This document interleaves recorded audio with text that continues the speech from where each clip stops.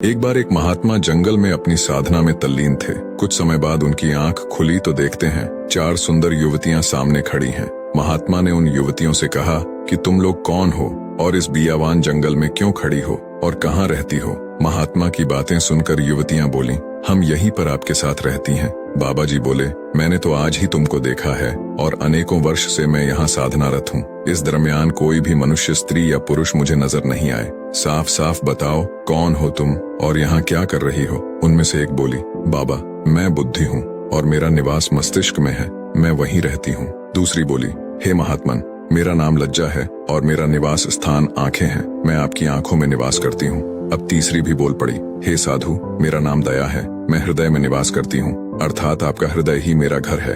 अब चौथी का नंबर था, वह भी बोली, हे महात्मन, मेरा नाम शक्ति है और मैं सर्वांग शरीर में निवास करती हूँ, अर्थात मैं आपके सारे शरीर में समाई हुई हूँ। उन चारों युवतियों की बातें सुनकर वह संत महात्मा बोले, हाँ देवियों, आपका निवास मेरे इस शरीर में है, लेकिन मैं यह शरीर नहीं हूँ। और ऐसा कहकर वे फिर से साधना में लीन हो गए। कुछ समय बाद जब उनकी आंखें खुली तो देखते हैं कि अब की बार 4 सुंदर नवयुवक सामने खड़े हैं। महात्मा जी ने उनसे कहा कि हे भद्र पुरुषों, आप कौन हो और इस जंगल में क्या कर रहे हो और कहाँ रहते हो। चारों नवयुवक बोले, हम सब भी आपके पास ही रहते हैं। महात्मा जी ने प्रश्नवाचक दृष्टि से जब उनकी तरफ देखा तो उनमें से एक बोला, हे महात्मन, मेरा नाम क्रोध है, मैं मस्तिष्क में निवास करता हूँ। इस पर महात्मन ने कहा, मस्तिष्क में तो बुद्धि रहती है। इस पर क्रोध ने कहा, हे महात्मा, जब मैं आ जाता हूँ तो बुद्धि चली जाती है, अर्थात क्रोध के समय बुद्धि नष्ट हो जाती है।